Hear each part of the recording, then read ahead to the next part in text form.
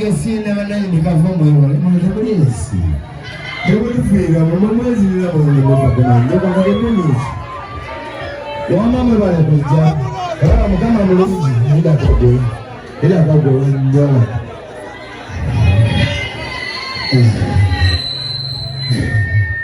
What is this here? What do you want this? Don't get him a couple of dollars. Then I make it a stand in the last year of money. What am I doing?